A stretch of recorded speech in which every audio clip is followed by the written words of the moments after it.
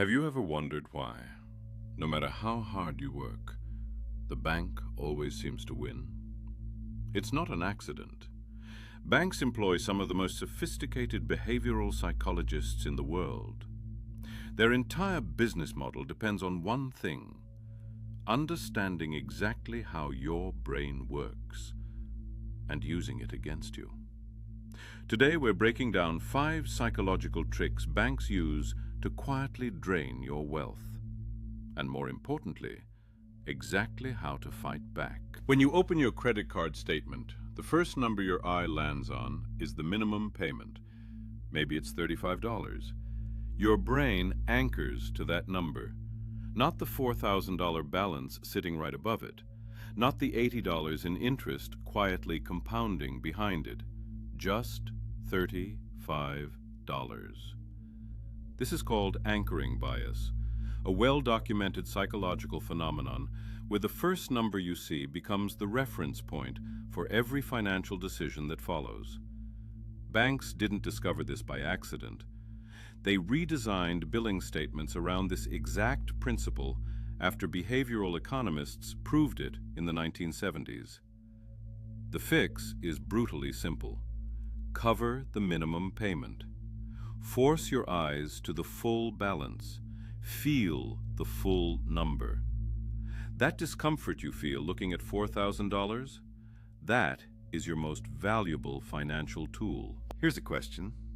Did you ever consciously choose to pay $35 every time your account goes negative by just $1? Probably not. But millions of Americans are enrolled in overdraft protection. Without fully understanding, they opted in. The psychological trick here is called default bias. Humans overwhelmingly stick with whatever option is presented as the default. We assume the default is safe. We assume someone set it up with our best interests in mind. Banks know this. So they set overdraft enrollment as the default. You have to actively seek it out and opt out yourself. The average American pays $150 a year in overdraft fees. For lower-income households, that number climbs to $450 a year, all because of a default setting. Open your bank app right now.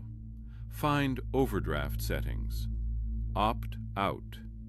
It takes 60 seconds, and it will save you hundreds. 0% interest for 12 months. Sounds incredible. And for the first 11 months, it is. But buried in the fine print of most promotional APR offers is a clause called deferred interest. Here's what that means in plain English.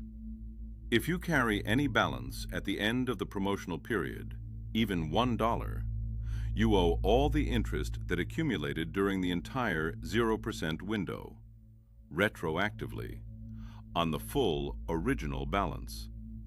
This is not a coincidence.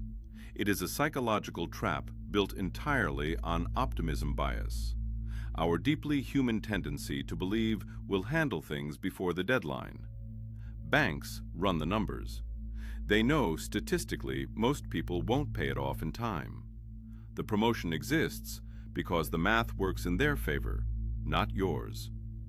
The rule? Never use a promotional APR card unless you can pay the full balance before month 10.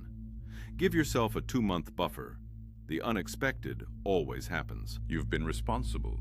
You've paid on time. And one day, your bank rewards you with a credit limit increase. This feels like a compliment. It is not. Banks raise your limit based on one specific data point. Your utilization rate is low, meaning you're not spending up to your current limit. The increase is specifically designed to change that behavior. The psychological principle at work is called the expansion of available resources effect. When humans perceive that more resources are available, consumption increases proportionally, even when income stays exactly the same. Studies show the average person spends an additional 10 to 20% of any credit limit increase within just 90 days of receiving it. The bank did not give you a reward. They gave you a longer rope. The move. Ignore the increase entirely. Treat your old limit as your real limit. The new ceiling is a trap dressed up as a privilege. Your bank pays you 0.5% interest on your savings account. Inflation runs at 3 to 4% annually. Do the math. Every single year your money sits in that account, you're losing 2.5 to 3.5% of its real purchasing power. Your balance grows by $50. It feels like progress. In real terms, you lost ground. This is called money illusion, our tendency to think in nominal dollar amounts rather than real purchasing power. Banks benefit directly from this illusion. The longer your money sits earning 0.5%, the more they lend it out at 8, 10, 24%. The fix is simple and takes 10 minutes. High-yield savings accounts currently pay 4 to 5%. The money is just as safe, just as accessible, FDIC insured the same way, and it actually keeps pace with inflation.